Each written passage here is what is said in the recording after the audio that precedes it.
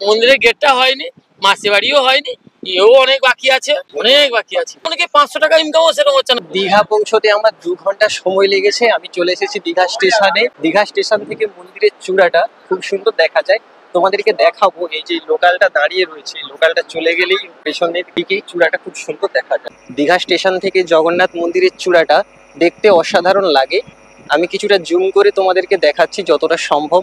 জানি না তোমরা দেখতে পাচ্ছ কিনা, তবে অবশ্যই তোমাদেরকে সামনে গিয়ে দেখাবো জগন্নাথ মন্দিরের চূড়ার এই ভিউটা, কিন্তু দূর থেকে অনেকটাই সুন্দর লাগে। স্টেশন থেকে এখন আমি বেরিয়ে যাচ্ছি। বেরিয়ে আমাকে যেতে হবে এই বাম দিকে। এখানে অনেক টোটো অটোওয়ালারা ডাকছে, কিন্তু আমি যাব না। মাত্র কয়েক মিনিট হাঁটা পথ, হেঁটেই চলে যাব।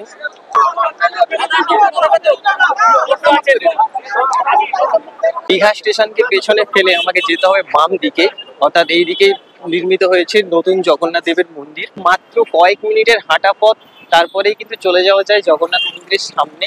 অযথা টোটো নেওয়ার কোনো প্রয়োজন নেই। আমি এই পেছনের দিকে রাস্তাটা দিয়ে এসেছি, যেই দিকে সমস্ত গাড়িগুলো ওল্ড দীঘার দিকে যাচ্ছে। যেহেতু ওইদিকে চৈতন্য দুয়ার নির্মাণ চলছে, তাই প্রবেশ করতে কাউকে দেওয়া হয় না। আমি উল্টো দিকের রাস্তাটা দিয়ে এসেছি। এখান থেকেও কিন্তু মন্দিরের পেছনের দিকটা দারুণ লাগে, যেটা তোমাদেরকে আমি দেখিয়ে দিচ্ছি। এখন আমি রয়েছি মন্দিরের উল্টো দিকে, মানে মন্দিরের পেছনের দিকের ভিউটা আমি একবার দেখাচ্ছি।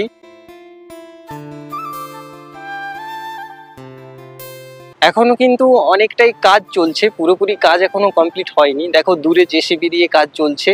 এই যে এই পাথরগুলো যে পড়ে রয়েছে, এগুলো তোমরা দেখতে পাচ্ছ, এগুলো দিয়ে কিন্তু এই মন্দিরটা নির্মাণ করা হয়েছে। তো এটা রাজস্থানের একটি গোলাপি পাহাড় থেকে আনা হয়েছে।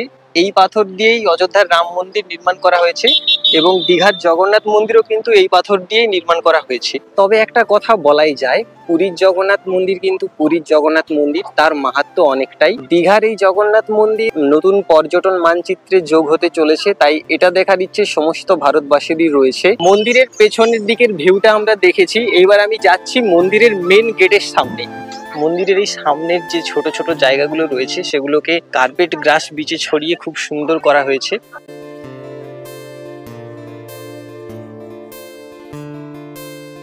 এই যে মন্দির, মন্দিরের ঠিক উল্টো দিকেই চলছে পদ্মপুকুর নির্মাণের কাজ। এখানে দুটো পদ্মপুকুর রয়েছে, এখানে একটা রয়েছে আর ওইদিকে একটা রয়েছে।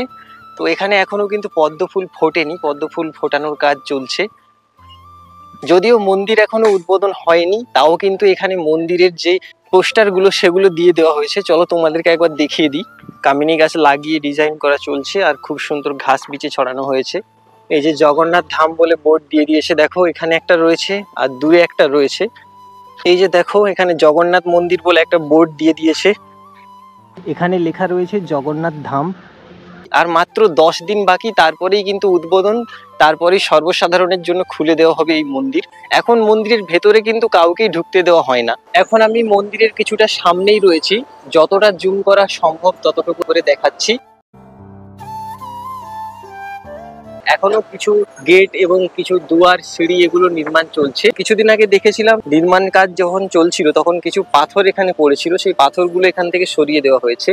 পুরীর জগন্নাথ মন্দিরের যেমন 4টি অংশ রয়েছে, এই মন্দিরেরও ঠিক 4টি অংশ রয়েছে: নাট মন্দির, ভোগ মন্দির, জগমোহন এবং গর্ভগৃহ। এখন প্রায় সমস্ত কাজই কমপ্লিট হয়ে গেছে, কিন্তু সিঁড়ি নির্মাণ চলছে, আর এই যে দুয়ারগুলো সেগুলো নির্মাণ চলছে।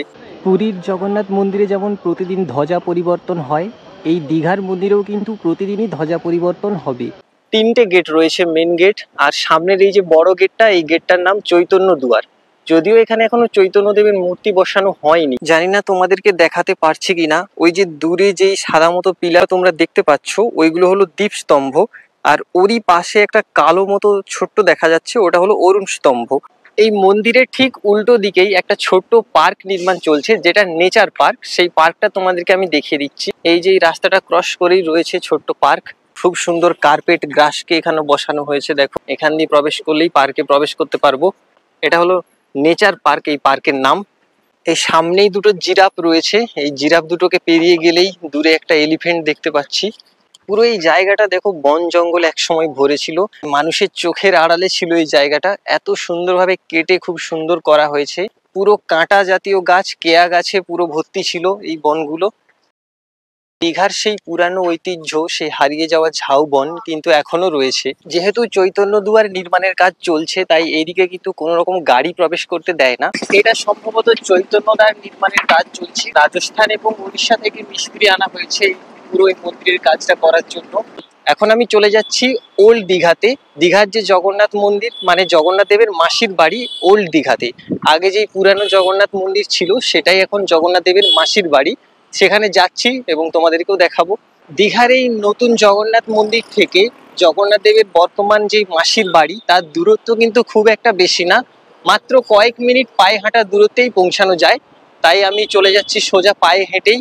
তো ফ্রেন্ডস, তোমরা যাই বলো, আজকে কিন্তু আবহাওয়াটা খুব সুন্দর আছে। গরম তো রয়েছেই, গরমকালে তো গরম থাকবেই। নীল আকাশ, তার নিচে নবনির্মিত দীঘার এই জগন্নাথ মন্দির দেখতে কিন্তু অসাধারণ লাগছে। এই যে এখানে একটা বোর্ডে অ্যারো দিয়ে লেখা রয়েছে মাসির বাড়ি, মানে এই রোডটা ক্রস করে তারপরেই ওইদিকে যে তোরণটা নির্মাণ চলছে ওইদিকে জগন্নাথ দেবের মাসির বাড়ি। তো ফাইনালি 10 মিনিট পায়ে হেঁটে আমি পৌঁছে গিয়েছি ওল্ড দীঘা, যেটা বর্তমানে জগন্নাথ দেবের মাসি বাড়ি।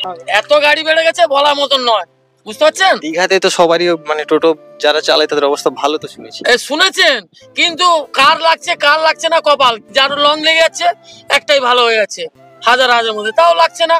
এমনকি 500 টাকা ইনকামও সেরকম হচ্ছে না, যদি শতে ঠিক মতো ইনকাম করা যায়, হচ্ছেই না, বুঝতে পারছেন? আর রাস্তাঘাট যা অবস্থা, গাড়ি ভেঙে চলে যাচ্ছে। উদ্বোধন কত তারিখে হবে এখানে? এই তো 30 তারিখে উদ্বোধন হবে।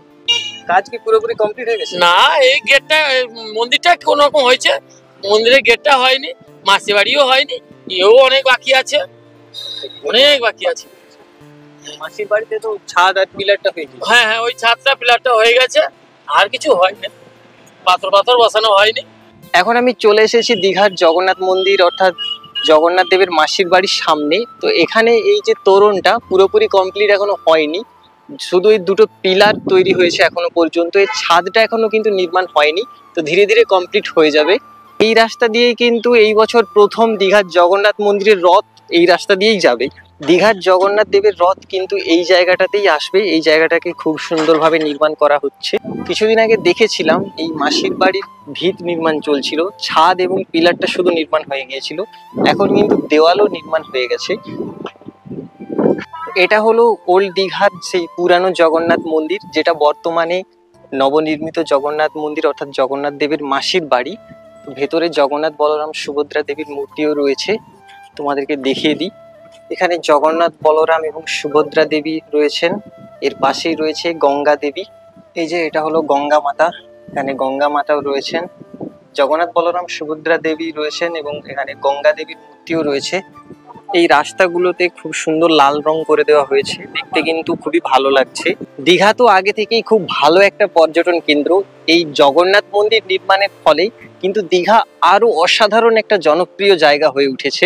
অবশেষে বলা যায় প্রায় কিন্তু 95% কাজ কমপ্লিট হয়ে গেছে, আরো 5% কাজ বাকি রয়েছে। হাতে আর মাত্র 10 দিন বাকি, তারপরেই কিন্তু সবার জন্য খুলে দেওয়া হবে এই জগন্নাথ মন্দির। সামান্য একটা সাবস্ক্রাইব এবং লাইক। ভালো থেকো সবাই, আবারও দেখা হচ্ছে নতুন ভিডিওতে।